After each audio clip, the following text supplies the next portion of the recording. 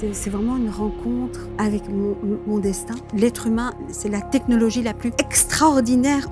On ne peut pas l'appréhender avec notre mental. Le cerveau fonctionne comme une planète en fait. Chaque lobe du cerveau est interconnecté pour que le corps soit à son divin potentiel. Ce sera probablement ma plus belle histoire d'amour dans toutes mes incarnations. Waouh, je me sens puissant.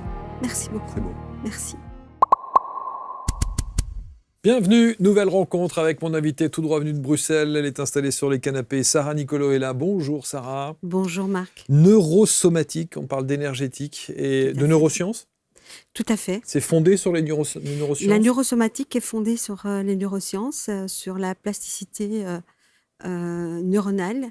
Et c'est lié tout simplement au système nerveux et à ce qui a été programmé par le système nerveux au niveau émotionnel, traumatique et puis du coup somatique. Il y a dans le titre qu'on vient de voir à l'écran cette phrase, en tout cas ce morceau de phrase qui est assez évocateur de votre parcours de vie, qui dit de la survie à la vie. Absolument. Vous avez été en mode survie ? J'ai été en mode survie, tout à fait.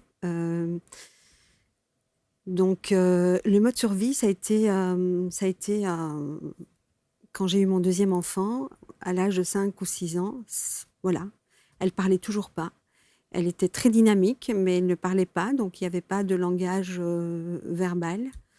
Et donc, je me suis posé beaucoup de questions. Parce que 5-6 ans, c'est tard quand même. C'est tard, c'est tout à fait tard.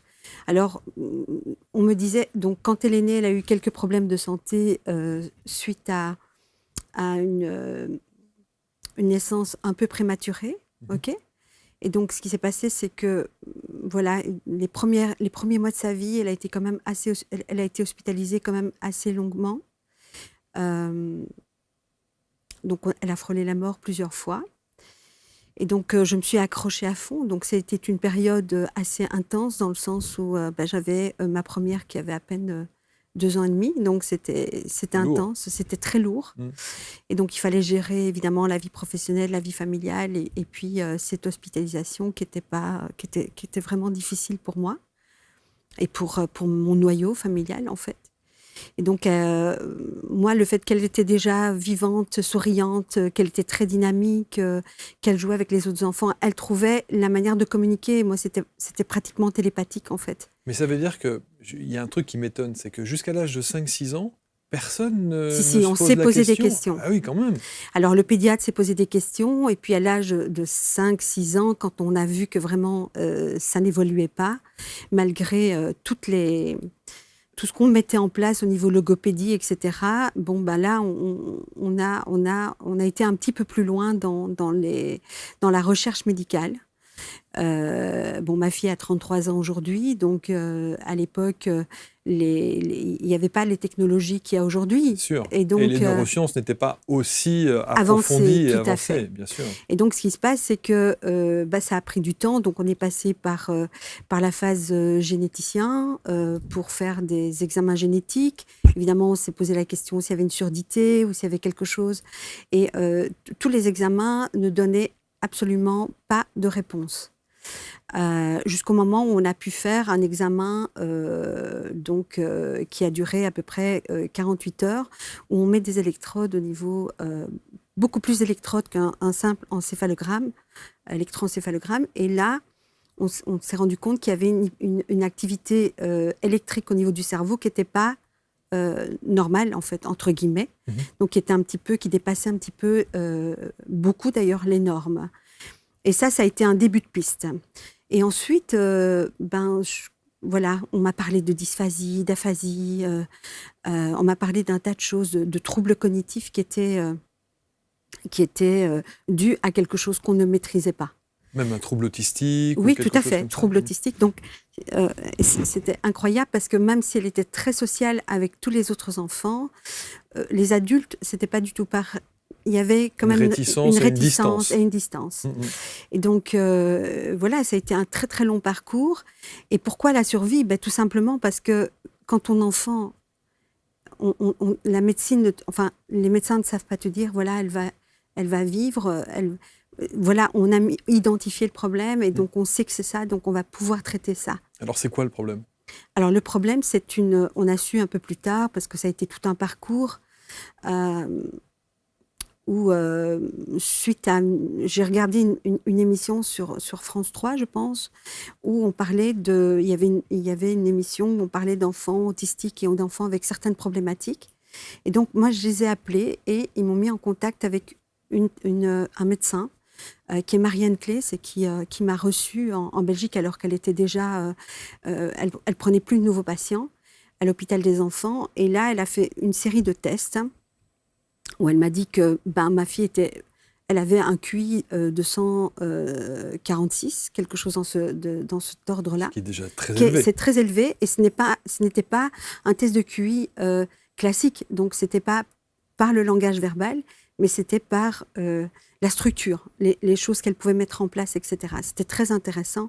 Ça m'a donné une piste, ça nous a donné une piste comme quoi, en fait, les moments où elle était totalement absente, parce que voilà, c'est comme ça que ça se manifeste, où l'activité cérébrale, donc du cerveau gauche, cerveau droit, diminue à un point. En fait, voilà, si tu veux, c'est le circuit électrique du cerveau, donc si tu veux, le câble de tout le système électrique du cerveau, et on a découvert plus tard qu'il y avait une masse tumorale dessus qui écrasait ça, et qui faisait des courts-circuits au niveau cerveau gauche et cerveau droit de façon intempestive. Donc, on ne savait pas maîtriser ça.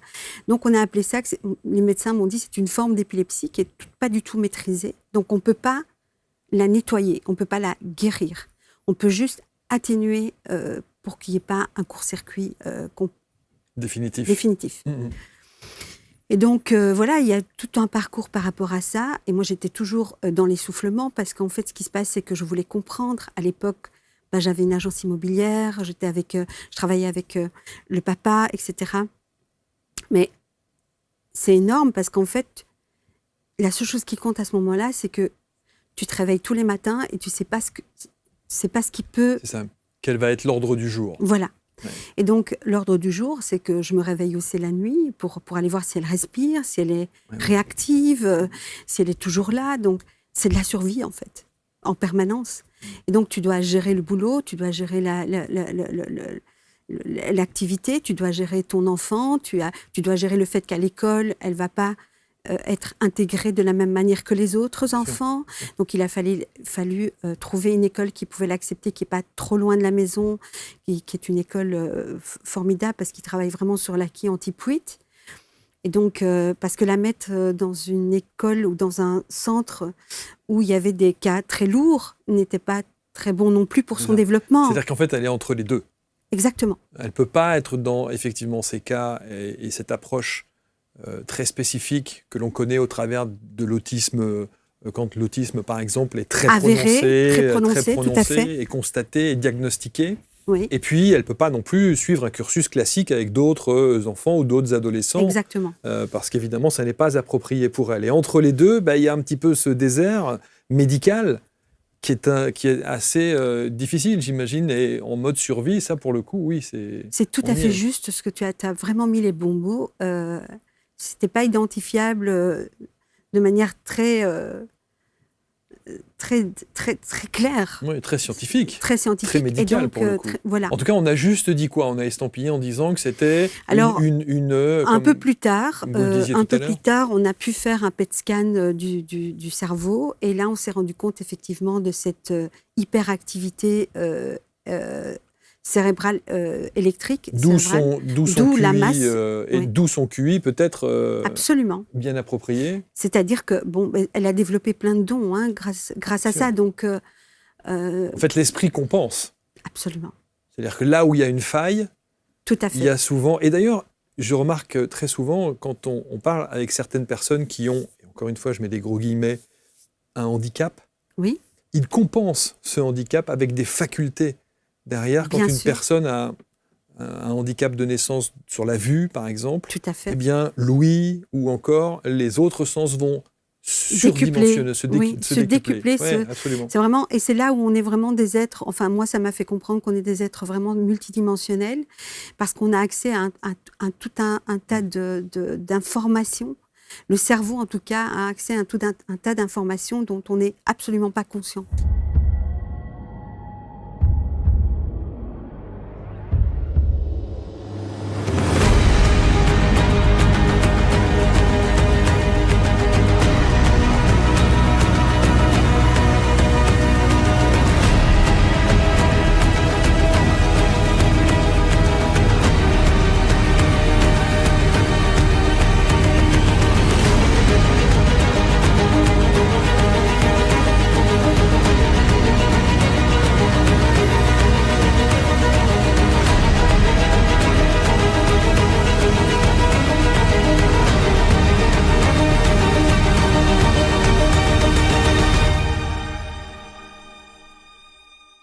Alors, ça va vous emmener jusqu'à la neurosomatique.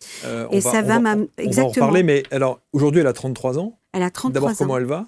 Elle va super bien. Elle va bien. Elle est magnifique. C'est une jeune femme très épanouie. Est-ce qu'il y a une évolution ou Ah pas? oui, mais c'est justement là. Et donc, ce PET scan donne le résultat. Et là, le médecin me dit, le professeur me dit, écoutez, on ne sait pas du tout comment ça va évoluer parce qu'on a très peu de cas connus. Voilà, dans le monde. Et donc là, moi, je décide en sortant de ce cabinet que s'ils ne savent pas, c'est que j'ai une chance. J'ai une chance de pouvoir l'amener à s'épanouir et à continuer à vivre très longtemps et le plus longtemps possible. C'est une belle phrase, ça. Hein. S'ils ne savent pas, alors j'ai une chance. Oui. J'ai une chance. Je vais C'est vraiment la noter. phrase. Bon, alors aujourd'hui, j'ai pris du recul et je peux en parler sans pleurer, sans me mettre dans toutes mes émotions, Mais même on si peut j'ai des comprendre. frissons partout. Bien sûr. Mais ça a été très, très douloureux parce que, voilà, je me suis retrouvée seule, en fait, avec mes filles pour le reste pour la suite. Ça, c'est l'aîné. Hein. Non, ça, c'est la deuxième. Ah, c'est la deuxième. Oui. La première, Anaïs, elle a une pleine santé. Enfin, je veux dire, il n'y a pas eu de problème à ce niveau-là. Donc, elle a fait le droit. Aujourd'hui, elle travaille à un très haut niveau. Elle est très épanouie. Je suis grand-mère d'une petite fille aussi. Donc, ça, c'est génial. Bravo. Mais Joyce, ça a été vraiment un parcours de survie pour moi. Et donc, effectivement, il fallait aussi, il fallait aussi essayer d'équilibrer parce que du coup, toute mon attention Bien sûr. était focalisée sur elle et c'était pas évident pour la plus l'aîné. grande, pour l'aînée. Eh oui. Mais et donc suite à ça, j'ai dit s'ils ne savent pas, j'ai une chance. Et là, tout doucement, j'ai commencé à adapter ma vie professionnelle pour avoir un maximum de temps pour essayer de comprendre comment fonctionne le corps et comment fonctionne le cerveau. Ça, c'est le focus d'une maman qui veut savoir, Je veux comprendre. qui veut comprendre, Ouais. et qui se dit, OK, même si les pourcentages de réussite sont pas très élevés, il y a quand même un petit pourcentage, il y a un petit espoir de quelque chose. Tout à fait. Et de toute façon, je me suis pas laissé vraiment le choix parce que je pars du principe que là où tu mets ton focus, tu mets ton énergie. Et donc, si tu mets ton énergie, c'est que si la vie a orchestré les choses de cette manière, alors on est toujours en quête de sens, je suis bien d'accord, mais si elle a orchestré les choses comme ça veut dire que pour moi, c'est comme une transition de vie, c'est une opportunité d'évolution énorme. Et pour moi, j'ai vécu dans la survie en sachant qu'au bout de ça, il y avait peut-être quelque chose de merveilleux qui pouvait en découler.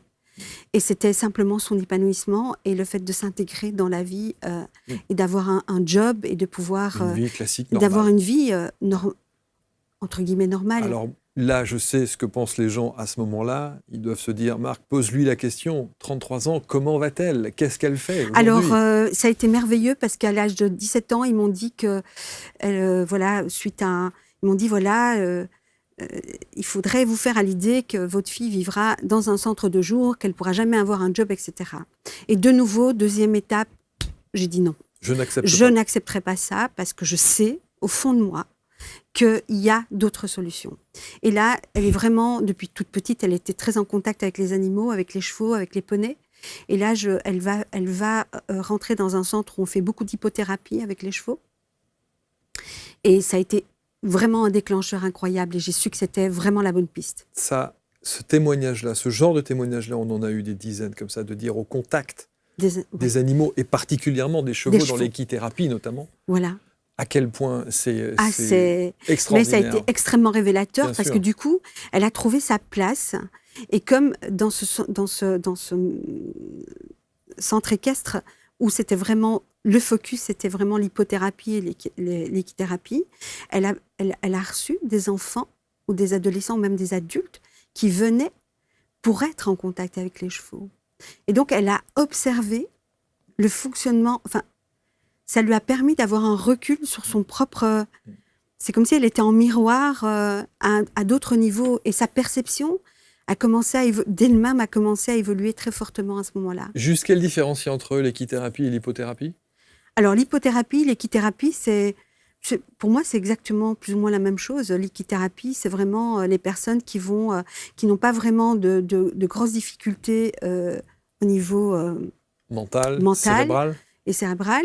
Et puis l'hypothérapie, c'est vraiment un peu plus vraiment profond Ok. pour accueillir les personnes qui sont en difficulté. Donc, ça, c'est à 17 ans. Oui, elle a 17-18 ans à l'époque, à peu près. Mais là, son état est toujours le même? C'est-à-dire, Alors, elle ne parle toujours pas? Si, elle parle. Hein, elle a parlé après. Voilà. On a fait différents tests de traitement médicaux. Et donc, ça a permis de nettoyer, en fait, cette hyper activité électrique du cerveau. Et donc, du coup, elle avait moins d'absence, moins de court-circuit, on va appeler ça comme ça.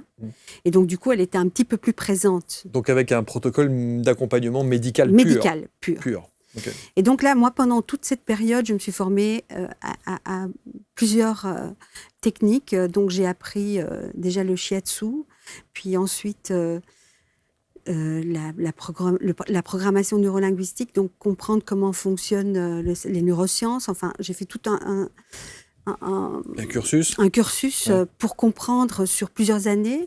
Après, c'est vrai que ce sont des formations qui sont privées, donc ça prend du temps. Il faut libérer du temps. Financièrement aussi, il faut pouvoir suivre. Bien sûr.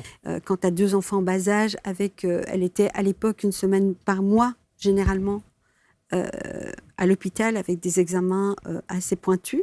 Et donc, ça demande une énergie incroyable et une disponibilité aussi. Mais pour moi, c'était évidemment, en tant que maman, ma priorité. Et à côté de ça, je me suis formée donc à plusieurs choses. Et donc, ma victoire...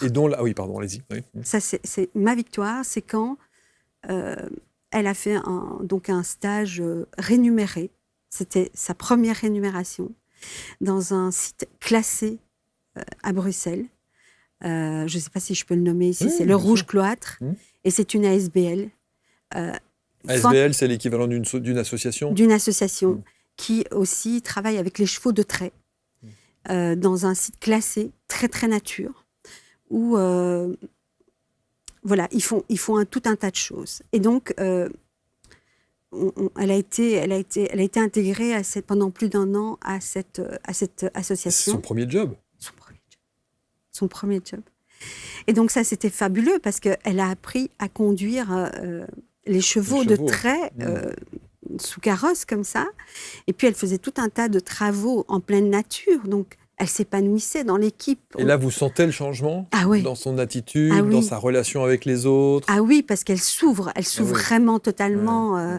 Elle s'ouvre à la vie. Elle prend confiance. Elle y va seule parce que c'est pas loin de la maison. Donc, elle traverse le... Waouh, c'est vraiment... Je vois que ma fille devient une jeune femme qui commence à avoir une place, à sentir que elle existe et qu'elle a sa place, en fait, dans... Donc, vous allez faire beaucoup de formations, shiatsu, vous l'avez dit, la PNL, évidemment, toutes ces formations. Et la neurosomatique arrive à quel moment, alors? Alors, là, un peu plus tard, donc... et quand je commence à me former à la neurosomatique par différents biais, des formations qui durent plusieurs week-ends ou plusieurs cursus de 2-3 jours. Mais là, j'ai envie de te dire, Marc, le moment où vraiment je me suis dit, OK, il faut que je comprenne comment ça a fonctionné dans son cerveau pour que, 1 an et demi plus tard, on décide, enfin, la personne, le président de la SBL dit, écoute, moi, je connais quelqu'un donc à la police fédérale de Bruxelles. Ils ont vraiment le projet de pouvoir intégrer des personnes qui sont neurodifférentes, parce que j'ai envie d'employer ce terme-là. Et donc, je propose à Joy de faire un stage là, parce que cette association ne pouvait pas garder plus d'un certain nombre pour les subsides, un certain nombre de mois, les personnes comme ma fille. Et donc là, je rencontre le tout grand chef de la police, et qui, autour d'une table, c'était très solennel, où on questionne Joy et on lui demande si elle est OK de faire ces 15 jours de stage. Dans la police? Dans la police. Parce qu'ils ont une écurie de 150 chevaux. Ah. C'est la police montée de Bruxelles? Voilà. Et donc, évidemment, elle est stressée, mais super partante. Mm-hmm. Dès qu'on parle d'animaux, de chevaux, ça y est, elle s'anime. Mm-hmm. Et donc, elle fait ce stage. Évidemment, ça se passe super bien. Et puis, je reçois 3 mois plus tard, on reçoit une demande pour être convoqué pour un éventuel contrat à durée indéterminée. Oh, super. Et là, c'est fabuleux parce que je vais en pleurer toute ma vie, en fait.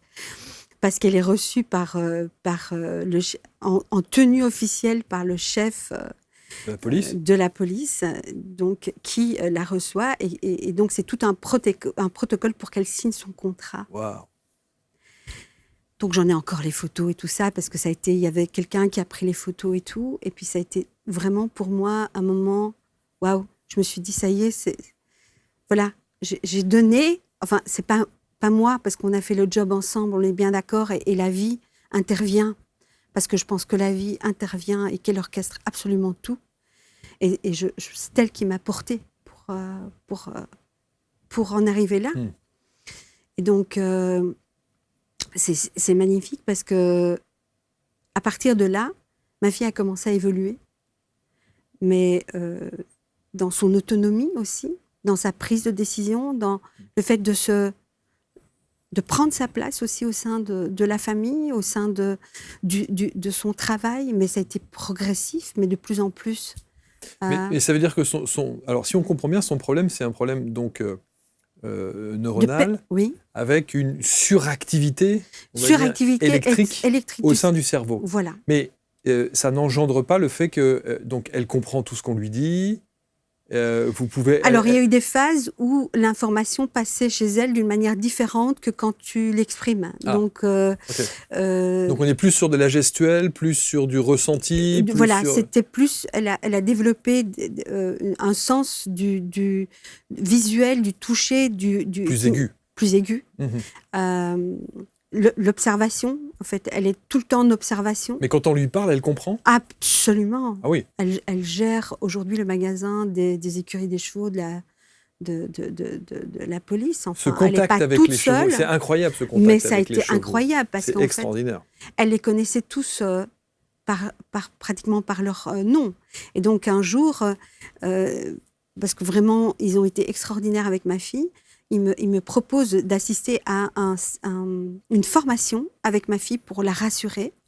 Et donc, pendant 2 jours, je suis là, attablée avec des commissaires, des personnes qui font partie de l'équipe pour qu'elle puisse... Et elle présente, Marc, elle travaille donc en équipe avec 2 autres personnes, et elle présente tout un travail sur les régions, sur comment la police se déploie, etc. Mais donc là, elle parle pour le coup. Elle parle, mais oui, elle parle. Wow. Et donc, elle sort complètement de sa zone de confort où elle est dans la peur de prendre la parole en public, voilà. Et bien sûr. Et donc, du coup, c'était incroyable. Et dans les jours qui ont suivi, j'étais encore près d'elle. Et à un moment donné, elle me dit, viens, je vais te montrer tous les chevaux, maman. Parce que c'est vraiment une structure énorme. Et donc là, on arrive et il y a un cheval qui est à terre et qui va pas bien, quoi. Il a des crampes à l'estomac. Et elle se met carrément à genoux, elle met ses mains sur le ventre du cheval et elle touche, elle me dit « Oulala, il faut que je l'aide à se lever pour qu'il puisse se soulager, maman, parce que sinon ça risque de torsionner son intestin. » Moi, c'est une bête Bien sûr, ça qui fait me tonne, 300, quoi. ça fait- Et moi, je vois bien ma sûr, petite, très impressionnant, bien bon, sûr. voilà, ma petite, je lui donne un coup de... Enfin, voilà, moi, j'ai peur, quoi. Et donc, elle arrive à soulever elle appelle le veto avec tu sais, leur radio. Mmh. Et donc, elle appelle le veto, et puis elle a réussi à le mettre le cheval debout, et puis à le faire marcher dans la cour. Non, mais là, c'est plus la même. C'est plus du tout la même. C'est-à-dire que là, elle parle, elle peut Elle parle, elle peut téléphoner. téléphoner, elle fait tout. Elle fait tout. Et aujourd'hui, elle voyage seule, elle prend l'avion seule, elle se lève tous les matins à 5h30 pour aller bosser. Dans les écuries et tout. Voilà. Enfin voilà, elle a une vie. Sentez-vous parfois fatigué ou stressé chez vous, sans vraiment savoir pourquoi, et si l'énergie de votre intérieur influençait votre bien-être au quotidien, participez à notre atelier gratuit animé par Jean-Baptiste Vosco, énergéticien, géobiologue et expert Feng Shui, pour apprendre à diagnostiquer et harmoniser l'énergie de votre intérieur. Dans cet atelier exclusif, vous découvrirez notamment comment diagnostiquer votre espace de vie, vous apprendrez à décrypter vos ressentis et l'énergie des objets qui vous entourent et vivrez une harmonisation en direct de votre espace de vie et à l'intérieur de vous. Vivre heureux et en bonne santé devrait être la norme. Alors, faites le premier pas vers un intérieur harmonieux et une vie plus alignée. Cliquez en haut à droite de l'écran ou en description pour vous inscrire à l'atelier. C'est ça qui est incroyable. Et cette phrase qui dit « si la médecine ne sait pas, alors j'ai une chance », c'est la preuve absolue. Tout à Joy fait. est la preuve absolue Tout à fait. que ça peut marcher, quoi. Alors, il y a l'acharnement et l'amour de sa maman pour évidemment faire en sorte que elle puisse être sur la bonne voie, avec les bonnes rencontres, avec les bons lieux et le bon accompagnement. Mais elle fait le job. Elle fait le job et elle joue le jeu. Et en fait, elle joue le jeu parce que je sens une puissance de vie en elle incroyable. Parce que elle a survécu. Elle a survécu plusieurs fois. Je fais une petite parenthèse. Elle a 13 ans. Elle est à l'école. On m'appelle. Il est 9h15 du matin. Je suis avec une amie en train de prendre un café chez moi avant d'aller bosser. Et on m'appelle et on me dit « Votre fille ne réagit plus. On ne sait pas quoi faire. » Elle est sur le banc. Elle a les yeux ouverts, mais elle ne réagit plus. Et ça, c'est une panique énorme. Donc, du coup, évidemment, mon amie a conduit jusque-là. J'appelle le médecin qui la suit. Et finalement, cette fois-là, on l'a échappé belle parce qu'en fait, elle avait elle avait plus qu'une petite activité du cerveau droit, électrique, qui était active. Et donc, son EEG était quasiment plat. Et donc, pourquoi elle a survécu ? Parce que toute cette période où les médecins n'ont pas compris, comprennent toujours pas à l'heure d'aujourd'hui, pourquoi elle n'a plus de médicaments depuis l'âge de 18 ans, et que tous les 2 ou 3 ans, on fait un examen, et l'examen est toujours meilleur, et ça n'a pas dégénéré. Donc, Et personne, sur le plan médical, les professeurs, tous ceux qui l'accompagnent depuis tant d'années, sont capables de dire « Ok, on a identifié, on sait maintenant… » C'est une épilepsie qui est non contrôlée parce que le fil conducteur du circuit électrique du cerveau est endommagé par cette masse tumorale. Et donc, c'est impossible d'extraire cette masse tumorale. Donc, on ne sait pas comment, à un moment donné, si justement cette activité peut s'arrêter ou pas. Donc, t'imagines à quel point le stress, l'angoisse permanente de vivre avec ça, de ne pas savoir. Bien sûr, c'est un coup près permanent en se disant demain est un autre jour, quoi. Exactement. Donc, j'aurais pu, Marc, vraiment aller dans cette direction où, ok, je baisse les bras et je la mets en centre de jour, et puis elle est au minimum de ses capacités. Bien sûr. Ou alors, la lionne qui était en moi, la maman, non, je ne peux pas faire ça. Je dois mettre en œuvre tout ce qui est possible, tout ce que la vie peut me donner pour pouvoir le tenter. Et le tenter, c'est qu'aujourd'hui, elle a 33 ans. Est-ce qu'elle est amoureuse ? Alors, elle a été amoureuse, oui. Ouais. Elle a été amoureuse, mais elle est plus proche, effectivement, des animaux. Des animaux, bien sûr. Oui. Bien sûr. Elle va prendre les chevaux et elle les retourne comme elle veut. Et les chevaux répondent à ça. Et c'est Parce là que où la relation entre les chevaux et l'humain est absolument c'est extraordinaire. On a fantastique. eu des témoignages incroyables Oui, là-dessus. Ils ont voilà, cette fibre voilà. émotionnelle qu'ils ressentent évidemment d'une puissance Une phénoménale, puissance. alors que c'est des monstres. Hein. C'est des Ils font de monstres. vous ce qu'ils veulent. Ce Hein. qu'ils veulent. En 2-2, ils peuvent vous en mettre une et c'est Absolument. fini. Hein. C'est tout à fait C'est ça. ça, c'est la sensibilité du cheval est extraordinaire. Absolument. Et puis sur mon chemin, j'ai eu le bonheur de rencontrer des personnes extraordinaires dans le milieu de la thérapie alternative et de la médecine alternative, qui m'a poussée, moi, finalement, à aller toujours un peu plus loin dans l'observation et dans l'apprentissage et dans la lecture de ça. Et donc finalement, les différents thérapeutes qui ont été vraiment hyper importants aussi, ça sont des piliers. Tu vois, c'est comme si tu as un parcours et à chaque moment clé de ton parcours, il y a un pilier. Et c'était un thérapeute, c'était une rencontre. Quelqu'un qui m'aidait à comprendre certaines choses. Ouais. Ça vient de plus haut. Ouais. Sans doute. Oui, Ça tout vient à de plus fait. haut. Il fallait.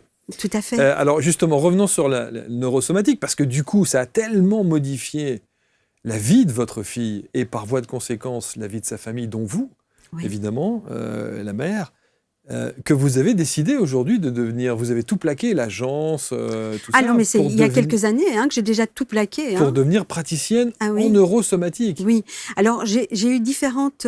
j'ai commencé par le massage thérapeutique, les chaînes musculaires, pour comprendre comment fonctionnait l'émotion avec le corps,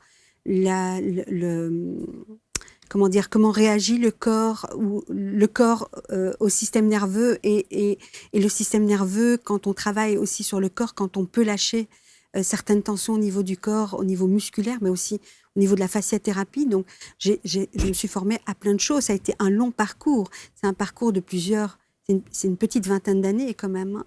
Une petite vingtaine d'années où je me suis formée peu à peu à différentes pratiques qui m'ont amenée à comprendre et à avoir une lecture du corps et du système nerveux qui est presque atypique. Elle est basée évidemment sur la science, mais ce que je découvre dans ma lecture et dans mon observation au fil du temps, quand j'ai des personnes de tout âge, j'ai des enfants, j'ai des adolescents, j'ai des adultes, j'ai des personnes très âgées. Quel est le profil de ces gens? Ils viennent avec quoi? Quelle est leur problématique? Alors, c'est pour ça, je vais être très franche avec toi, Marc. Moi, pendant longtemps, j'ai appelé ma pratique massothérapie parce que je ne voulais absolument pas créer de l'attente chez les personnes, parce que j'avais l'impression de ne pas encore maîtriser ou d'avoir suffisamment d'expérience, de lecture sur le terrain pour pouvoir vraiment définir mon rôle, mon travail. Pas donner de faux espoirs. Voilà. Aussi. Ouais. Mais, et donc, c'est comme ça que j'ai commencé vraiment à travailler dans cette lecture du corps, parce que c'était important pour moi. C'est le terrain, c'est l'observation. Bien sûr. On peut tout connaître par la théorie, mais le corps, pour moi, le corps et l'être humain est c'est la technologie la plus extraordinaire. On ne peut pas l'appréhender avec notre mental. Et même si vous avez une approche théorique qui est évidemment importante pour Bien sûr. connaître les bases, les fondamentaux et Tout à autres, fait. la pratique, vous êtes au cœur de cette pratique avec votre fille, pour le coup. Voilà. Parce que vous avez suivi, accompagné, vous avez testé, sans doute, rencontré des gens, fait des choses. Tout à Donc fait. voilà, tout ce côté pratique. Voilà, un enfant, est par fondé chez exemple, vous. récemment, un enfant qui est né suite à une grossesse in vitro, donc, et qui, pendant les 6-7 premières années de sa vie, ne peut pas dormir parce qu'il fait des crises d'angoisse intenses, donc il dort avec ses parents, en fait. Et puis, il y a 1 an, je rencontre la mère, je travaille avec la mère, et puis, évidemment, je demande à rencontrer aussi l'enfant, et puis je rencontre aussi le père de manière séparée, et mon plus beau cadeau, c'est quand, en septembre 2025, ils me disent, voilà, ça fait 3 mois que le petit dort Tout seul dans sa tout chambre. seul. Hmm. Et Le travail que je ne peux pas te l'expliquer par des termes très précis. Parce que j'allais vous poser la question, justement, qu'est-ce que vous avez fait dans cette Oui. neurosomatique? Alors, qu'est-ce que vous avez mis en place? Pour moi, la neurosomatique, c'est relier le système nerveux au corps et le corps au système. C'est même pas le relier, c'est simplement c'est comme si tu rebranches les câbles pour que ça fonctionne ensemble. On parle de cohérence cardiaque entre le cœur et le poumon, c'est la même chose, la respiration, et les battements de ton cœur, c'est la même chose. Donc, si tu veux, c'est comme si quand tu travailles, tu fais pour moi, le corps est une onde de forme. Voilà, la personne est allongée, que ce soit un enfant ou peu importe, un adulte, ça devient une onde de forme. Et donc, à travers la perception que je peux avoir au niveau de mes mains, au niveau de mon canal, c'est d'aller rétablir les connexions qui sont débranchées, en fait. Tu vois, c'est comme si le corps physique est le centre énergétique de quelque chose d'immense. Et parfois, ce qui se passe, c'est que juste à certains endroits, les câbles ne sont pas branchés, ou en tout cas, pas leur potentialité. Donc, le corps est fait de centres énergétiques, je ne t'apprends rien, tout le monde sait ça aujourd'hui. Et chaque centre énergétique est relié à un organe, ok ? Et en travaillant, parce que j'ai étudié la médecine chinoise énergétique, parce que ça, c'était une passion énorme, parce que c'est toujours... Ça fait plus de 6000 ans d'ancienneté, cette médecine. Et aujourd'hui, on la découvre toujours avec la perception qu'on a aujourd'hui, les atouts médicaux, les neurosciences, on l'aperçoit encore à un autre niveau. Et donc, c'est vraiment d'aller... je ne peux pas l'expliquer, c'est quelque chose qui me dépasse, en fait. J'étais en train de me dire, en vous écoutant, si Joy vous doit beaucoup... Moi, je lui dois tout. Je suis aujourd'hui... Pardon. Non, allez-y, c'est ça. C'est à l'inverse, enfin, voilà, si elle vous doit beaucoup, à l'inverse aussi, quoi. Absolument, parce que je pense que, comme dirait un de mes amis thérapeutes,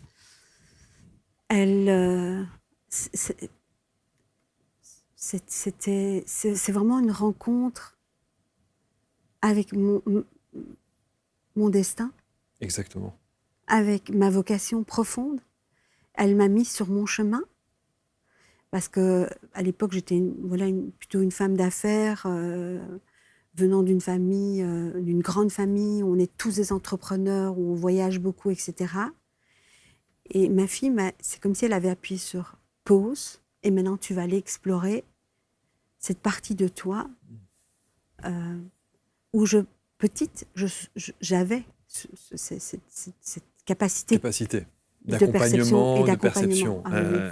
J'étais toujours entourée d'adultes, je pouvais dire, pas prédire l'avenir, mais je pouvais dire certaines choses, etc. Je me suis coupée totalement de ça pour y revenir, en fait, grâce à ma fille. Bien sûr. Donc, c'est une rencontre avec mon destin, en fait. Ce qui veut dire que neurosomatique, c'est un terme que vous avez inventé ? Non. Parce que la neuro, c'est tout ce qui est neuronal. Neuro, ça, okay. Ouais. Et le somatique, c'est tout ce qui est relié au corps. Mais neurosomatique, ça existe sur le plan la thérapie médical neurosomatique. La thérapie neurosomatique. On appelle ça plutôt la thérapie psychocorporelle. Moi, j'ai eu envie d'appeler ça neurosomatique et énergétique. Donc, neurosomatique énergétique. Pourquoi ?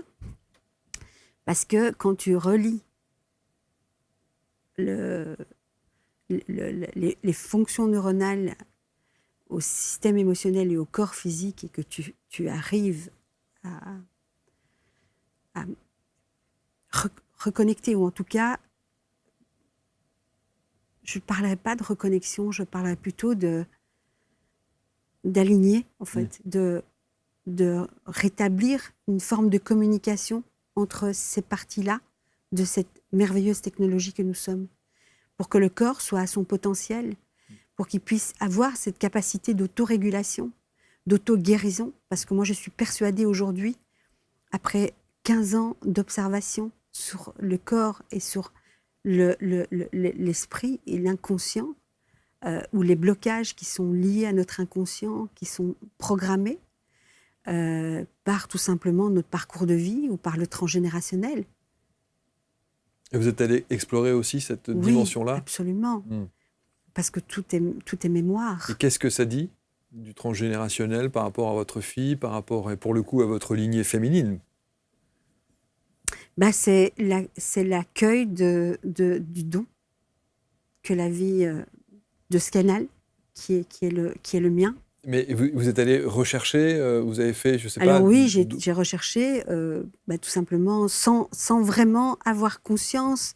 Tu vois, il n'y avait pas une quête particulière d'aller chercher un don. Il y avait juste la quête de pouvoir aider ou d'accompagner ma fille pour qu'elle puisse vivre et non plus survivre également moi par la même occasion, parce que c'était compliqué.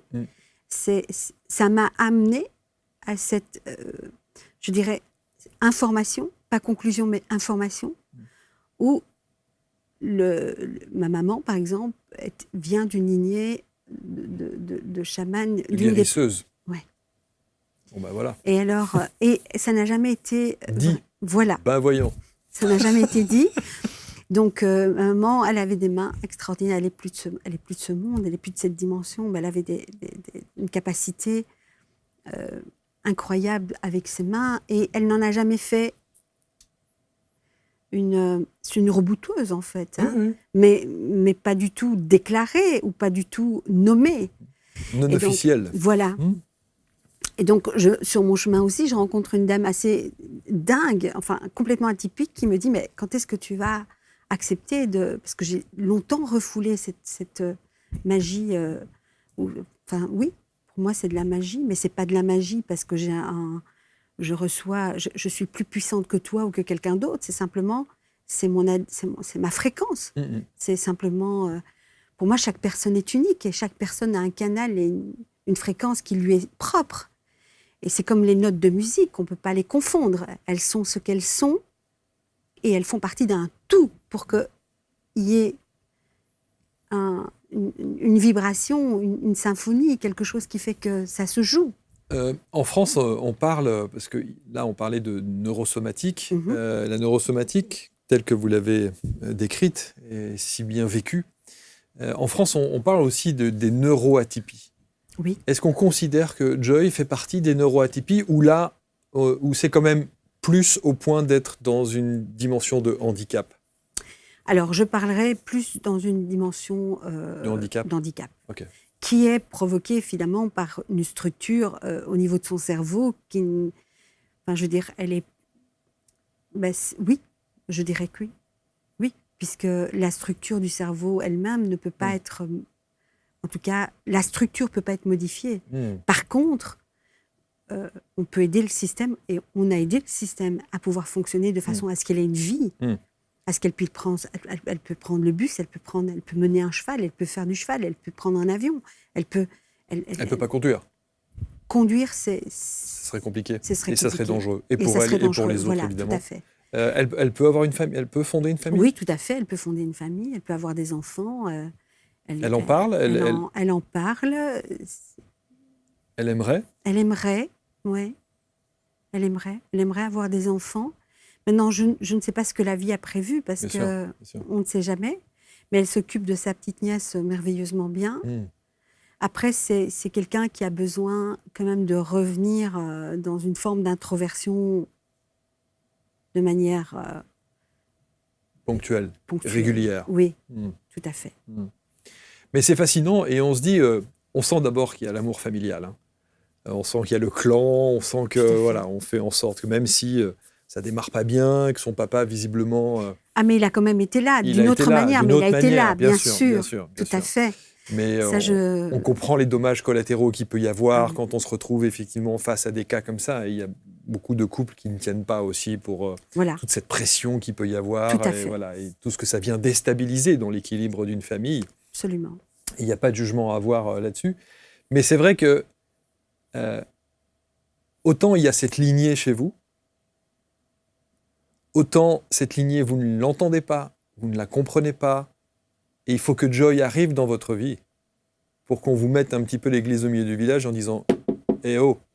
C'est exactement ça. C'est ça, hein, l'idée. C'est tout à fait ça. C'est si tu n'as pas compris, on va faire en sorte que tu comprennes. En sorte que tu comprennes, quoi. Et ça va être un combat pendant 20 ans pour être vraiment au cœur du questionnement, de la remise en question psychologique, et ensuite d'abord de l'accompagnement, évidemment, pour mettre Joy sur les rails, mais aussi de la prise de conscience de se dire que bah, mon chemin de vie, en fait, c'est pas l'immobilier, c'est pas la mode vestimentaire, c'est pas l'import-export, c'est pas tout ce beans. Non. C'est un accompagnement différent. Tout à fait. Et tu vois, Marc, quand je reçois les personnes aujourd'hui, que ce soit des enfants, des personnes adultes, parce que je n'ai pas de... Tu sais, souvent on me dit, mais quelle est ta... C'est très tendance aujourd'hui de cibler son public. Et moi j'ai pas. Moi, c'est tout le monde. Je veux dire, je vais pas cibler que les enfants, mais je vais accueillir l'enfant comme un trésor, comme quelque chose d'unique. Voilà. Et quand la vie me propose ça, en fait, je réponds à la demande. Et en fait, je réponds à la demande. Vous n'avez ni plan marketing. Non. Vous n'avez ni plan de communication. Non. Vous n'avez ni plan de carrière. Non. Vous êtes passé dans une autre dimension, la dimension du cœur, en fait. Tout à fait. De l'accompagnement. Voilà. Et de se dire, voilà, si je peux aider tel que j'ai pu sauver Joy, eh bien, je peux le faire pour d'autres aussi. Voilà. Récemment, j'ai une jeune femme extraordinaire. J'ai donné un atelier où on était très peu. Et cette jeune femme qui traverse des choses, elle a traversé des choses où elle était complètement bloquée dans sa vie, m'a appelée il y a 15 jours pour me dire « Sarah, je vois tout différemment. Je vois, je me perçois, je vois. » Je me suis réveillée, en fait. Et c'est grâce... Ah non, je dis, c'est toi qui as fait le job. Mais je pourrais te citer ici des expériences assez incroyables que j'ai vécues. De transformation. Mais je n'ai pas envie, j'ai jamais voulu créer tu vois, l'attente chez les personnes, tu vois. Mais vous allez j'ai écrire pas envie surtout. de me... Pardon ? Vous allez écrire surtout. Voilà. C'est vrai ? Oui, oui, mais ça a déjà commencé. Ah, bah oui. J'écris déjà. Obligé. Ouais. Il y a des histoires à raconter. Tout à fait. Et donc, ce que j'ai envie, c'est vraiment de répondre à la demande, mais dans l'instant T. C'est de ne pas faire de plan ou de créer une attente. Tiens, c'est une guérisseuse. J'ai eu un appel il y a 2 jours en disant bonjour, on m'a dit que vous étiez chamane et que vous pouviez m'aider pour ça. C'est pas... Alors, c'est du bouche à oreille, évidemment, parce que je n'ai pas fait de publicité dans ce sens, parce que la personne qui est venue chez moi, elle est arrivée avec une canne, et ça faisait 1 an qu'elle avait eu une opération, et elle boitait, et elle ne pouvait plus vivre de sa passion. Et la première séance, elle a eu... Moi, j'appelle ça des crises, justement, épileptiques, mais quantiques. Je ne sais pas les expliquer autrement, puisqu'il y a un mouvement qui se crée dans le corps, à un moment donné, des spasmes qui font que le système nerveux réagit et se reprogramme. Il retrouve c'est comme si ça appuie sur un bouton, et puis le système se remet en route et reprend une forme de droit. Et donc, il faut évidemment répéter l'expérience plusieurs fois pour que ça s'installe dans le système, et que la personne puisse... Bon, après, la 3e séance, elle est partie en oubliant sa canne, quoi. Mais voilà, et je peux t'en citer une personne aussi qui est arrivée, c'est un ami ostéo qui m'a envoyé, elle avait un problème de nuque, elle est psy. Même chose, elle m'a dit, vous êtes mon dernier espoir. Personne qui était plus réglée depuis 2 ans, et une jeune femme. Et après quelques séances, son système s'est remis à fonctionner. Tu vois, et j'essaye pas, en fait, je ne veux absolument pas me positionner comme une personne qui guérit. Je veux juste donner cette information aujourd'hui à travers ce moment qu'on vit ensemble, que l'intelligence, justement, neurosomatique, c'est-à-dire l'inconscient, le système, le cortex cérébral, le cerveau, fonctionne comme une planète, en fait. Chaque lobe du cerveau est interconnecté pour qu'il y ait une production, quelque chose qui s'équilibre, pour que le corps soit à son divin potentiel. Et à partir du moment où on ramène les gens dans cet instant T de leur corps, j'ai pas envie aujourd'hui de me définir, parce que j'évolue aussi dans ma pratique. J'évolue aussi dans ma lecture, dans l'observation que j'ai de mon propre corps et des personnes qui viennent en séance chez moi. Et je trouve que voilà, le corps humain et l'inconscient, tout ce dont on est fait, y compris les corps subtils qui nous entourent, parce que ce n'est pas ce qui est visible qui donne le ton, mais c'est plutôt ce qui est invisible qui fait fonctionner. C'est bien plus que ça. Bien plus que ça. Évidemment. On n'en est qu'au balbutiement. Mais absolument. Non, mais je suis convaincu. Et donc, mon point de basculement a été ma fille, en fait, pour revenir à ma vocation, à ce que mon âme est venue vivre ici, en fait. Bon, en tout cas, c'est vraiment une très belle histoire. Évidemment que vous allez écrire, évidemment qu'il faut raconter tout ça. Je suis aussi très touché par le fait que, encore une fois, vous n'êtes pas une vendeuse de miracles. Vous n'êtes pas on entend parfois ce genre de choses. Je vais vous régler ça en 2-2 ou je vais vous... Non, pas du tout. Vous avez cette humilité-là, ce recul-là.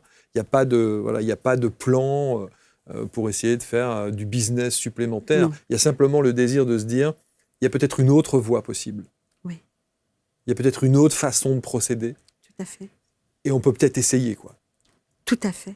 Et c'est d'avoir cette humilité-là envers la vie, parce que finalement, c'est elle qui orchestre tout. C'est elle le chef d'orchestre. Et nous sommes les notes, tu vois. On est, chaque personne a sa vibration unique. Et quand on répond à la vie, peu importe ce qu'elle nous donne à vivre, parce qu'en fait, c'est vraiment ça. Ouais, peu importe ce qu'elle nous donne à vivre, eh bien, quand on répond et qu'on se laisse traverser dans l'instant T, sans mettre de limites, sans définir, sans cloisonner, on peut s'ouvrir à cette dimension, parce que je pense je pense pas, je suis convaincue aujourd'hui, j'en suis convaincue, nous sommes des êtres multidimensionnels. Et donc, la vie ne se résume pas à un mécanisme automatisé. Pour moi, il y a l'énergétique, mais il y a le conditionnement, donc ce que nous sommes, ce que nous avons programmé dans notre système malgré nous, et qui est programmé par l'histoire humaine. Et puis, il y a cette énergie non polarisée qui nourrit, si tu veux, cette partie qui nous permet de se positionner à partir d'un autre angle de vue. Cet angle de vue où on n'est pas simplement dans cette en 3D. Croyance. Voilà. Et on n'est pas sur un plan 3D. Voilà, il y a évidemment, il y a beaucoup plus que ça. C'est assez formidable. Moi, je suis très touché par votre histoire. Je pense qu'elle va évidemment susciter beaucoup de commentaires, de réactions, des commentaires bienveillants, comme toujours. Merci. Encore une fois, on le répète, quand on présente des cas comme celui que vient de nous expliquer Sarah, on ne se substitue pas à un avis médical. Absolument Vous l'avez bien dit d'ailleurs, la médecine a fait des choses extraordinaires pour accompagner votre fille. Absolument, tout à fait. Et ça l'a aussi probablement sauvée d'une certaine manière. Aussi. Mais en complément et en parallèle, vous avez cherché aussi des réponses autre part, d'une autre façon. Vous vous êtes formé pendant 20 ans et aujourd'hui, il y a les résultats qui sont que... Elle monte à cheval ? Oui. Ouais. J'ai une petite fille de 8 ans qui est absolument fan absolue de chevaux. Ça me terrifie. Mais moi, j'ai encore comme ça. Je suis encore comme ça. Quand on voit le monstrose comme ça, qui la regarde, c'est un tom-pouce qui est haute comme ça, on se dit waouh. Ouais. Et c'est là où le cheval, il a vraiment... C'est même au-delà de tous les autres animaux. Tout à fait. Le cheval a quelque chose de si particulier. Alors pour moi, le cheval, c'est une dimension à lui tout seul. Donc, nous vivons notre dimension ici. Mais le cheval, j'ai écrit là-dessus, parce que, évidemment, j'ai participé à des séances collectives de thérapie avec les chevaux, et avec ma fille, justement. Et j'ai écrit des choses par rapport à ça, parce que ça t'ouvre une perception qui est incroyable et qui calme aussi le système nerveux. Ça régule. Donc, il n'y a pas une chose. Il y a une multitude des choses, parce que nous sommes multidimensionnels, qui peuvent nous amener à tout simplement potentialiser cette incroyable technologie que nous sommes, mais pas que. Moi, je pense que nous sommes reliés en permanence à l'intelligence universelle, et que plus on s'accorde le droit de traverser, d'être qui nous sommes, de se rencontrer. Parce qu'aujourd'hui, pour moi, d'ailleurs, c'est le thème de ma prochaine retraite, c'est une rencontre avec soi, avec cette dimension divine que nous sommes venus manifester ici. Expérimenter. Ouais. Juste un mot pour terminer sur les retraites. Il y aura des chevaux ? Non, pas la prochaine. Non, malheureusement pas la prochaine, mais dans ce qui est prévu à l'avenir, oui. Il y en aura. On va vous mettre le site évidemment autour de la vidéo, et sous cette vidéo, ça s'appelle sarahnicolo.be. On peut rien faire à distance ? Tout se fait en présentiel ou pas ? Ça peut se faire à distance, évidemment. On peut le faire à distance. Oui, tout à fait. Ouais, bien sûr. Tout à fait. Des expériences merveilleuses aussi qui se sont passées à distance. Vous allez lui montrer l'émission ? À ma fille. À Joy ? Elle savait que j'étais là aujourd'hui. Elle savait que j'étais là. Bien sûr. Bien sûr.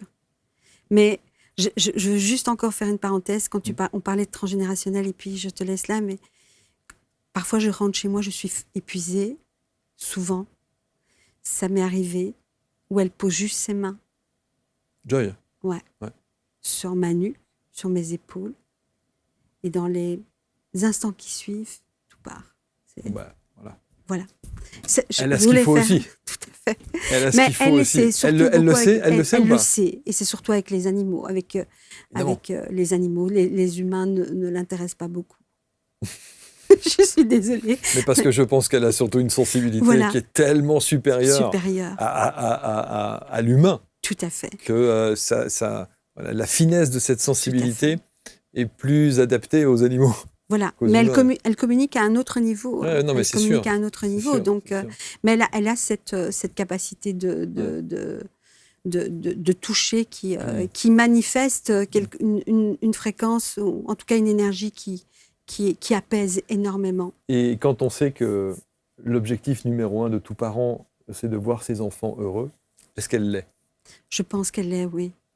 Elle porte bien son nom. C'est vraiment une joie. Oui, Joy. Bien sûr. C'est une joie pour nous. Et parfois, elle est assise au milieu de nous. Il y a un événement ou un anniversaire ou juste un repas familial. Et le fait qu'elle soit juste là, assise au milieu de nous, ça régule tout. Ouais. C'est... Et ça forge l'humilité aussi. Hein. Absolument. Ouais. Détendez-vous. Ouais. Exactement. Reviens à l'instant T. Ouais, reviens à l'instant T. bien Parce sûr. que tout le reste... Bien sûr.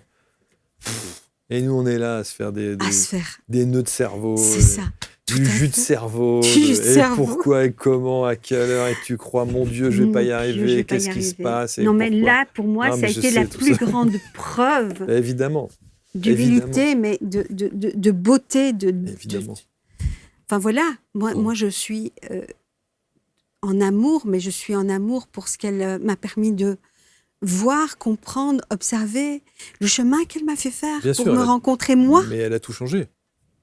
Elle a tout changé, c'est un tsunami. C'est ça. Ça a été violent. Mais bien sûr que c'est dur. Je comprends. Mais en tout cas, voilà, c'est une belle. D'abord, c'est une belle preuve d'amour réciproque. Tout à fait. Elle vous a donné comme vous l'avez donné et soutenu. Et c'est magnifique. Ce sera probablement ma plus belle histoire d'amour dans toutes mes incarnations. Waouh, superbe. C'est beau. Ma plus belle histoire d'amour. Magnifique. Merci infiniment, Sarah. Merci, Marc. On met le lien autour de la vidéo. On fait une petite bise et un clin d'œil à Joy. À Joy. Je suis encore tout ému de ce que vous avez dit sur l'histoire d'amour. Je trouve ça puissant. Merci beaucoup. C'est beau. Merci. Bravo.